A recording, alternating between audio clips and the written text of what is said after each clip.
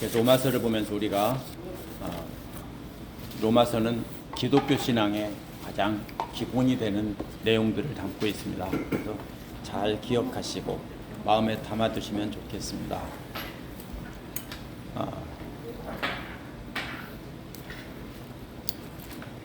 항상 편지를 볼 때는 왜 썼는지를 잊어버리면 안 된다고 했죠. 왜 썼다고 했습니까? 처음에 사도행전 2장에 나온 오순절 마가다락방의 성령 강림 때 예수를 믿은 로마에서 온 순례객들이, 유대인들이 돌아가서 그곳에서 교회를 세웠다라고 하는 것이 대부분 이렇게 생각하는 겁니다. 정확한 건 아무도 모릅니다. 로마 교회가 어떻게 생겼는지는요. 근데 그때 어쨌든 중요한 것은 처음에는 유대인들만, 로마에 있는 유대인들만 이렇게 교회를 세웠습니다.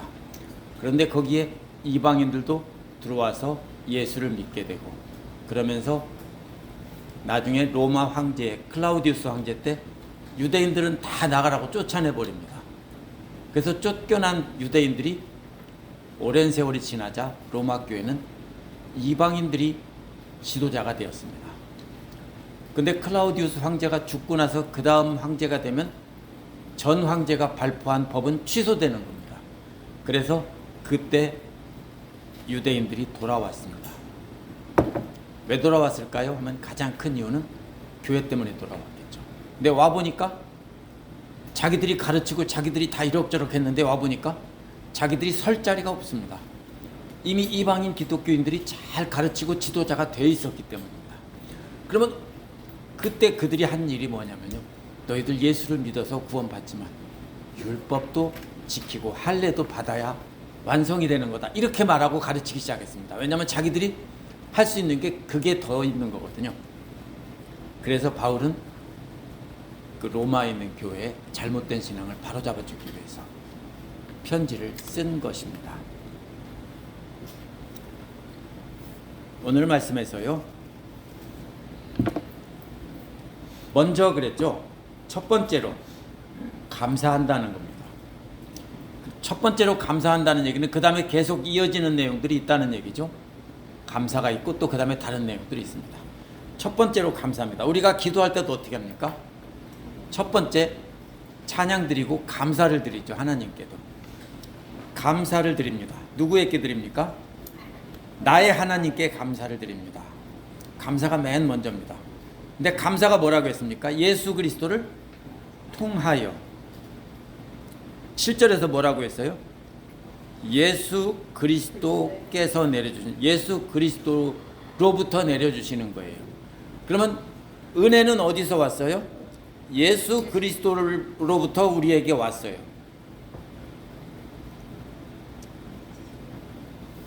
네, 감사를 전하는 통로가 7절에서는 그리스도로부터,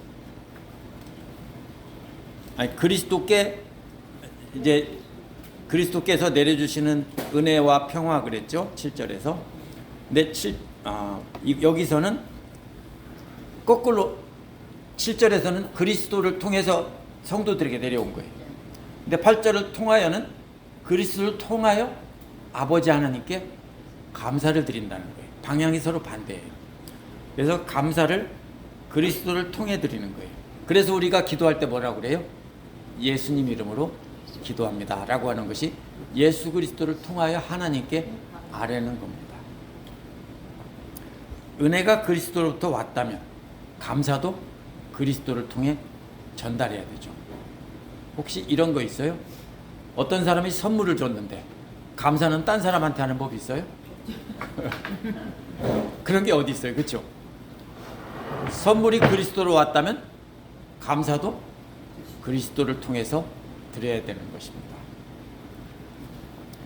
뭘 감사드렸습니까? 여러분 모두에 관한 겁니다. 여러분 모두에 관한 것이 뭐예요? 여기서 여러분 모두의 믿음에 대한 소문이 그랬는데요. 여러분 모두에 대해서 여러분의 믿음이 온 세상에 퍼지고 있다라고 했습니다. 온 세상은요, 코스모스입니다. 올 코스모스입니다. 이게 뭘까요? 지중해 연안에 있는 그 당시 로마 제국 전체를 말해요. 그 당시에는 오늘날 지구 전체가 아니고요. 그래서 지중해라는 바다가 가운데 끼고 있었기 때문에 아프리카에서부터 아시아, 유럽 이렇게 세계 대륙에 있는 그 연안에 있는 모든 것이 하나로 통일됐어요. 그걸 통일한 사람은 알렉산더고요. 그 로마 제국 이전에도 페니키아가 다스렸어요. 그 지역을 배를 타고 다니면서 페니키아가 다스렸고 오랫동안 이 배로 왔다 갔다 하다 보니까 이게 그렇게 된 거예요. 사람들이 흔히 실수하는 게 뭐냐면요, 아프리카 북쪽을 아프리카인 줄 알아요. 거긴 아프리카가 아니에요. 예를 들면 알제리라든가 이집트라든가 리비아는 대륙은 아프리카에 속해 있지만 그 해안에 있는 그 땅 빼놓고 그 밑으로는 뭐가 있냐면 사하라 사막이 크게 있어요. 그리고 그 아래에는 이제 흑인들이 사는 진짜 아프리카가 있는 거예요. 그럼 지금 모로코나 이런 데를 가면 어떻게 생겼어요? 유럽하고 똑같아요. 언제부터요? 2000년 전, 3000년 전부터 유럽하고 똑같아요. 왜? 페니키아, 그리스 그 이전부터 계속 배를 타고 왔다 갔다 했어요. 그 전체가 뭐냐면 코스모스예요. 거기가. 여기에서. 그래서 로마 성도들의 믿음에 대한 소문이 로마 제국 전체에 다 퍼졌다 이런 뜻입니다. 그래서 감사한다는 겁니다. 얼마나 이들이 믿음이 훌륭했으면 로마 제국 전체에 다 퍼졌다. 그래서 감사한다는 거예요. 첫 번째 감사를 드리고 있습니다. 바울은 어떤 상황에서 지금 감사를 드리고 있을까요? 바울은 이 당시에 유대인들이 죽이려고 쫓아다니는 상황입니다. 바울은 예루살렘으로 갈 예정이었습니다. 근데 예루살렘이 어떻게 되냐면 바울을 죽이려고 하는 사람들이 가득한 곳이 예루살렘입니다. 사람들은 가지 말라고 하는데 바울은 거기로 가려고 하죠. 왜요? 이방 사람들에게 재물을 거두어서 예루살렘에 있는 그 복음 전하는 자들에게 그들이 가뭄을 당해서 어려움을 겪고 있으니까 그것을 들고 가서 줌으로써 이방인 기독교인과 유대인 기독교인들을 하나로 화해시키려고 하는 거예요. 근데 가면 그곳에 있는 열성적인 유대인들이 바울을 죽이려고 하고 오기만 해봐라 죽인다 이런 상황이에요. 그런데도 바울은 그곳에 가겠다고 했어요. 바울이 감사를 드리는 상황은 이렇게 죽이려는 사람이 가득하고 죽을 곳으로 가려고 하는 상황에서 감사를 드리고 있는 거예요. 무슨 얘기예요? 나는 지금 죽을지도 모르는데 너희들 믿음 때문에 너희들 믿음에 대한 소문이 쫙 퍼졌으니까 그게 너무 감사하다. 그래서 그리스도를 통해서 우리 하나님께 감사를 드리고 있다 이런 뜻입니다. 따라서 바울의 감사는 이 땅의 환경에서 오는 것이 아니고 예수 그리스도와의 교제에서 오는 풍성함 때문에 드리는 겁니다. 오늘날 우리도 마찬가지입니다. 우리의 형편이 좋아서 감사한다면 좋은 일 있을 때는 감사하지만 좋은 일도 조금 지나면 별거 아니에요. 그렇죠? 로또가 당첨되면 계속 좋을까요? 대부분 사람들이 그 돈이 떨어지기도 전에 조금 지나면 별로 재미없어요. 그러다 보니까 막 그거 가지고서 별걸 다 해보려고 하는데 그 즐거움을 다시 찾으려고 하는데 못 찾죠. 도박장에 왜 갑니까? 한번 왕창 따본 경험이 있으니까 가겠죠. 그 짜릿한 기분 또 느낄 줄 알고 계속 가는 겁니다. 이게요, 우리가 이 땅의 환경이 아무리 좋아도 그게 계속 감사가 나올 수 없습니다. 남들 보기에 저 사람은 참 좋겠다. 애들도 똑똑해서 다 잘 되고 남편도 잘났고 잘생겼고 돈도 잘 벌어다 주고 모든 거 다 가졌다. 그러면 행복할까요? 아니에요. 이런 환경 때문에 행복하고 감사하는 게 아니라 예수 그리스도와의 교제 때문에 바울은 감사하는 거예요. 우리도 똑같아요. 예수님과의 신령한 교제 때문에 우리가 감사가 나오는 것이지 우리 환경이 좋아서 감사가 나오는 게 아닙니다. 감사의 이유를 9절에서 설명합니다. 뭐라고 말하고 있냐면요. 하나님이 나의 증인이다. 이것이 첫 번째 나오는 말입니다. 9절에서 왜 9절에서 이게 하나님이 나의 증인이다 어디가 있나요? 예. 내 마음속을 알고 계십니다 그랬네요. 하나님이 나의 증인이십니다. 근데 하나님이 뭐라고 했습니까? 내가 섬기는 하나님이라고 했습니다. 섬기는 하나님. 섬기는 게 뭐냐면요. 이 말은 원래 레위인들이 성전에서 하나님께 제사를 드릴 때 옆에서 심부름하는 사람들이 레위인들입니다. 찬양을 하고 어떤 기구 같은 걸 운반하고 옆에서 제사장을 도와주는 사람들이 레위인들입니다. 그게 섬기는 겁니다. 그러면 바울이 여기서 무슨 얘기를 하고 있습니까? 내가 섬기는 하나님. 이제 그런데 뭐라고 했냐면요. 충심으로 그랬죠. 밑에 보세요. 영으로 그랬죠. 충심으로라는 말은 나의 영 안에서 이런 말입니다. 영의 반대가 뭡니까? 육. 좀 전에 뭐라고 하셨어요? 영 말고요? 육회요? 영의 반대는 육입니다. 이게 무슨 뜻일까요? 육이라는 말은 유대교의 할례와 율법을 뜻하는 거예요. 이건 그 반대예요. 내가 내 영으로 충심으로라고 번역한 이 말은요. 아이고 제가 안 껐습니다 오늘. 네, 이 정말.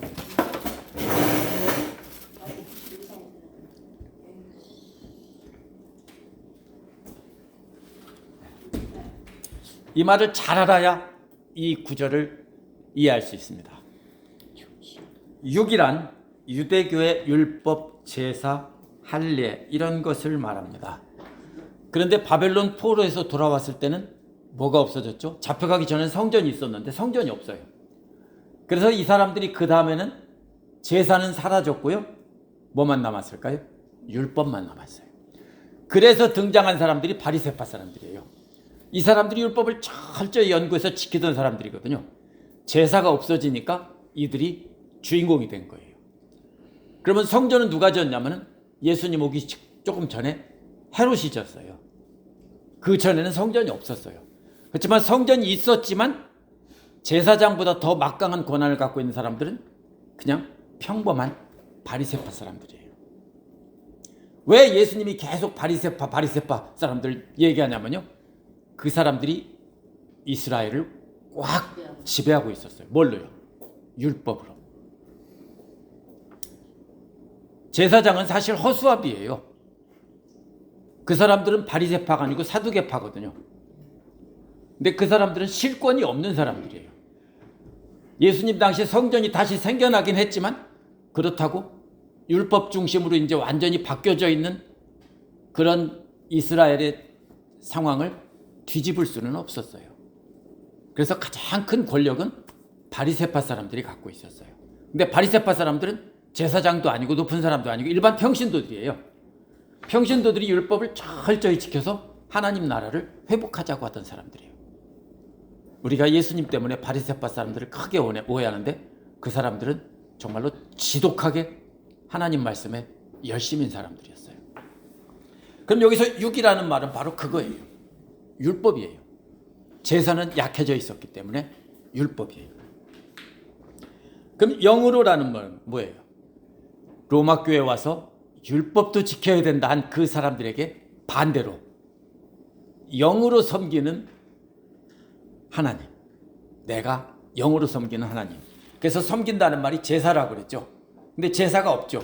그러니까 바울은 육으로 섬기는 게 아니라 영으로 내가 섬긴다는 겁니다.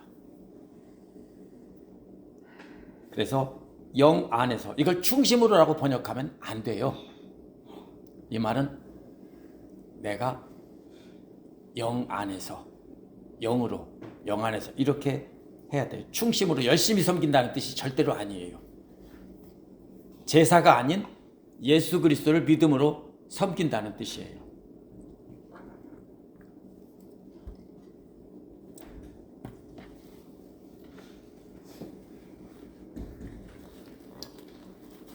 그래서 이 말은요, 초대교회 교부들도요 다 그렇게 이해했어요. 영이라는 말이 즉 유대교 율법의 반대말이다. 오리겐이라는 교부도 그렇게 얘기했고요. 5세기 이전의 교부들은 다 그렇게 얘기했어요. 교부가 뭐냐면요, 영어로 처치 파더라고 하는데요, 사도들이 있어요. 사도들이 죽고 나서 사도들에게 직접 배운 사람들을 속사도라고 하는데요, 그 사람들부터 교부라고 불러요. 12사도의 제자들, 바울의 제자들, 그 사람들을 흔히 속사도라고 부르는데요. 속사도, 사도의 연속이다라는 뜻이에요. 속사도라고 부르는데 그 사람들부터 교부라고 불러요. 그래서 그 교부들 중에 유명한 사람들이 많이 있고요. 그 교부들이 성경 해석에 관해 중요한 그 기록을 많이 남겼어요. 그래서 성경 다음으로 성경을 해석할 때 초대교회 5세기 이전에 특히 교부들의 그러한 기록들은 성경을 해석하는 데 중요한 역할을 해요. 근데 그런 교부들이 대부분 다 내 영으로라는 말, 여기서 충심으로라는 말이 유대교 율법의 반대말이다 라고 해석을 해요. 이거는 틀림없어요. 다르게 해석할 방법이 없어요. 충심으로, 영으로, 이 말은 유대교 율법의 반대로 예수 그리스도를 믿음으로 어떤 눈에 보이는 제사가 아니라 마음으로 드리는 제사로 섬긴다는 뜻이에요. 어디서 나와요? 이거 바울이 만들어낸 말이 아니에요. 요한복음 4장 23, 24절 보면 사마리아 여인이 어디서 예배합니까? 자기들은 그리심산에서 예배한다고 하고 유다 사람들은, 유대인들은 예루살렘에서 예배한다고 하는데 헷갈립니다. 어디서 예배합니까? 하니까 예루살렘도 말고 이 산에서도 말고 저 산에서도 말고 뭘 예배하라고요? 영과 진리로 하나님께 예배드릴 때가 오는데 그때가 바로 이때다라고 말씀하셨어요. 무슨 말이에요? 예수님을 믿음으로 영으로 예배를 드린다. 이젠 더 이상 눈에 보이는 제사를 드리지 않는다는 거예요. 왜? 예수님이 단번에 제물이 되셨기 때문에 제물이 되신 예수님으로 우리가 제사는 끝났어요.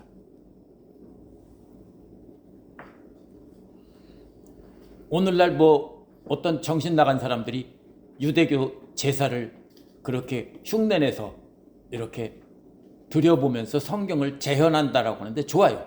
어디까지 좋으냐면요, 그것이 어떤 성경의 장면을 이해를 돕기 위해서 그걸 한다면 좋습니다. 그러나 그거를 하나님께 드린다고 하면 그거는 미친 짓입니다. 왜요? 이제 드리면 안 돼요. 왜요? 예수님으로 대체됐어요. 십자가에 달리신 예수님으로 대체됐기 때문에 더 이상 제사를 드리면 안 되는 거예요. 그래서 영으로 드리는 겁니다.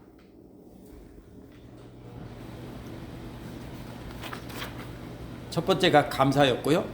두 번째가 감사의 이유였죠. 세 번째는요, 9절 뒷부분에 나와요. 내 마음속을 알고 계십니다. 나는 기도할 때마다 여러분을 생각한다라고 했습니다. 이게 무슨 말이냐면요, 기도할 때마다 끊임없이 여러분을 생각한다고 했습니다. 이게 어떻게 되냐면 10절하고 이어지는 겁니다. 원어에서 기도할 때마다 이 말은 10절에 있어요. 원래 영어에서도 그렇게 돼 있을 겁니다. 기도할 때마다는 10절에 있어요. 근데 이게 한 문장이기 때문에 한국말에서 9절로 바뀌어간 겁니다. 무슨 말이에요?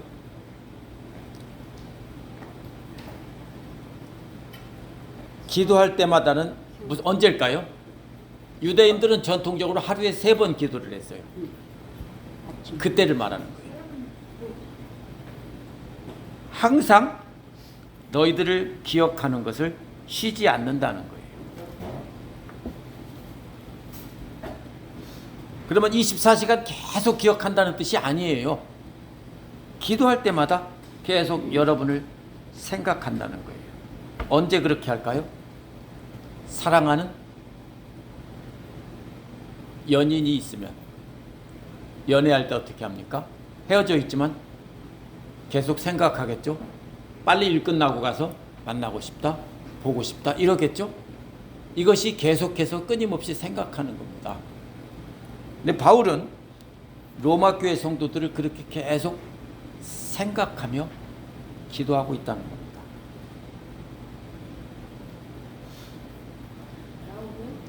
네, 그래서 기도할 때마다 항상 그렇게 하나님께 간구하고 로마 교회 성도들을 떠올리면서 기도하고 있는 겁니다. 뭐 하라고요? 그 다음에 기도하는 게 뭡니까?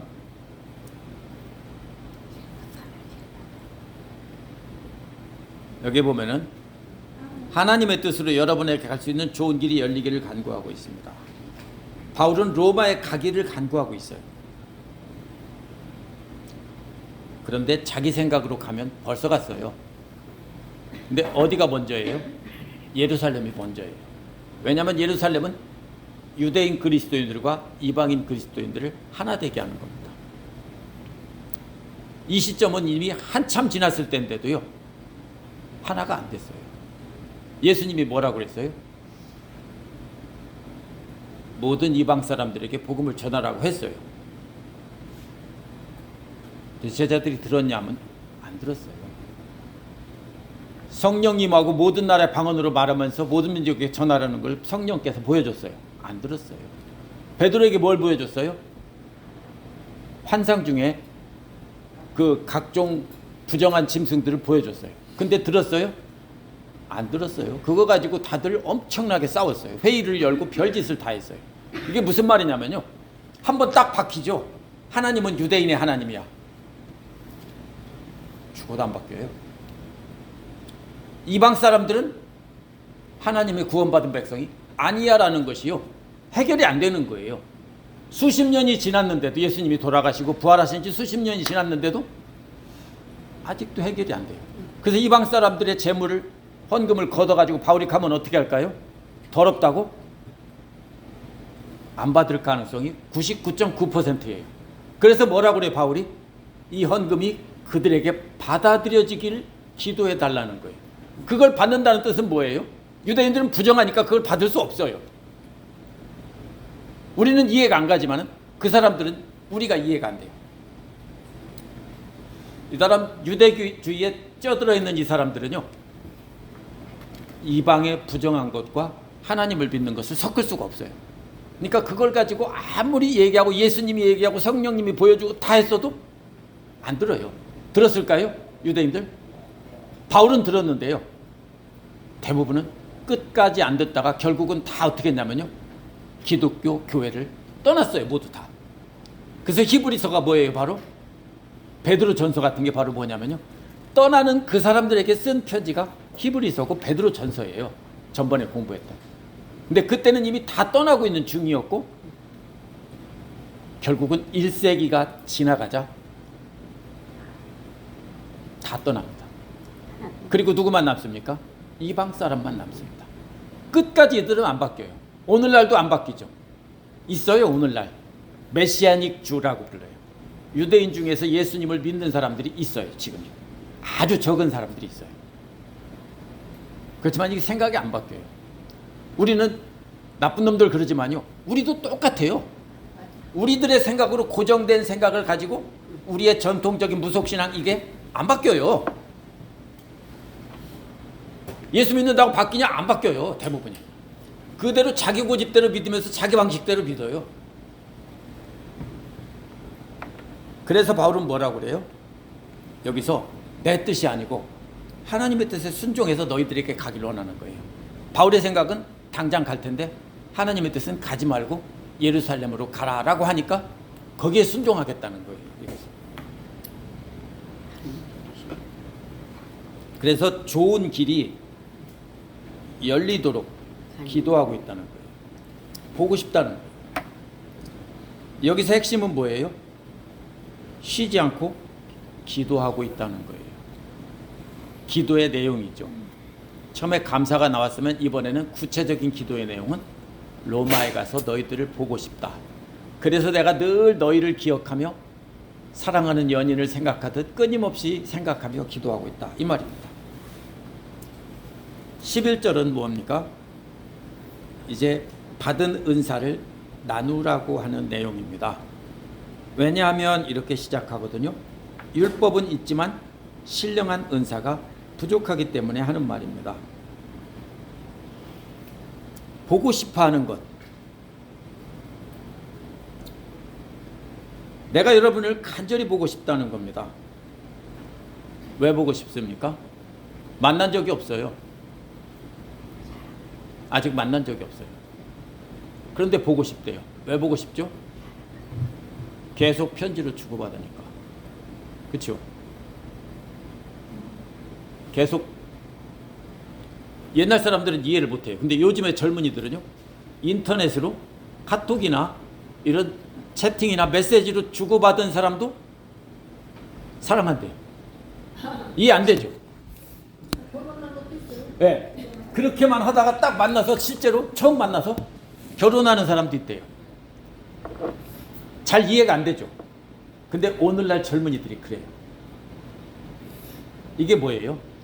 계속 교제가 있고 계속 함께 기도하고, 사실 만나는 횟수가 중요한 게 아니에요. 그렇죠? 자주 안 만났어도 늘 마음에 품고 기도하고 또 이렇게 연락을 주고받으면서 이러고 있다면 그것은 깊은 관계가 될 수 있고요. 그래서 보고 싶다라고. 내가 너희들을 간절히 보고 싶다, 이런 말입니다. 그래서 뭐 하려고 보고 싶어요? 여러분에게 신령한 은사를 좀 나눠주어 여러분을 굳세게 하려는 것이다, 이렇게 말했습니다. 믿음을 굳세게 단단하게 한다는 겁니다. 지금 믿음이 있긴 있어요. 너희들 믿음이 뭐라고 했어요? 온 세상에 소문났다고 했잖아요. 있어요. 그런데 아직 흔들리고 있어요. 어떻게 흔들려요? 믿음의 뿌리가 땅이 단단하지를 못해요. 깊이 박히지 못해서 흔들면 흔들려요. 근데 혹시 여기 앞에 있는 옥줄이 붙잡고 흔들 수 있는 분 있어요? 우리나라 저기도 있죠? 용비어천가에도 뿌리 깊은 나무 바람에 아니밀세 꽃 좋고 여름 하나니. 그렇죠? 작을 때는 흔들려요. 그죠? 근데 깊이 뿌리 받고 크면은 흔들리지 않아요. 여기서 그 말은 그런 뜻이에요. 이제 너희들 믿음이 어떻게 되려고요? 굳세게 하려고, 흔들리지 않게 하려고, 이런 말입니다. 뭐를 나눠줘서? 선물, 신령한 선물을 너희들에게 좀 나눠줘서 흔들리지 않게 하고 싶다는 거예요. 그건 아마 직접 만나서 줄 수 있는 건가 봐요. 그래서 직접 너희들을 보고 싶다. 보고 싶은 이유가 뭐예요? 선물을, 신령한 선물을 주고 싶은 거예요. 그래서 너희들이 믿음이 흔들리지 않게 꽉 뿌리 박히게 하고 싶다, 이 말이에요. 그래서 네 번째는 받은 은사를 나누고 싶다라는 겁니다. 12절에 보면은 다섯 번째로 서로 격려하는 내용이 나옵니다. 뭐라고 합니까? 12절은 그러나라고 시작하면서 이것은 내가 여러분과 함께 지내면서 서로의 믿음으로 서로에게 격려를 받고자 하는 것입니다. 여기서 서로 격려를 받고자 한다, 이 말이요, 원래는 동시에 초대한다는 말이에요. 누구를 초대하죠? 좋은 사람, 내가 친하고 싶은 사람을 초대하겠죠.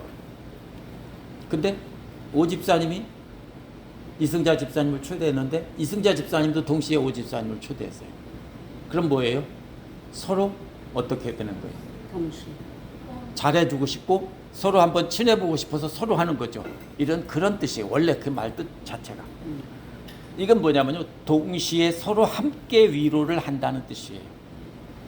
함께 위로한다. 서로 격려를 받고자. 누가 격려받아요? 바울도 로마 교회 성도들을 만나서 은혜를 나눠주면서 격려를 받고, 또 로마 교회 성도들도 바울에게서 위로를 받고 서로 위로를 받는다는 거예요. 저도 마찬가지예요.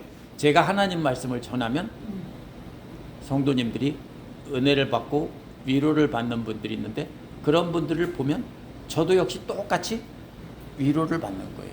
이렇게 서로 함께 전하는 자나 받는 자가 함께 위로를 받는다는 뜻이에요.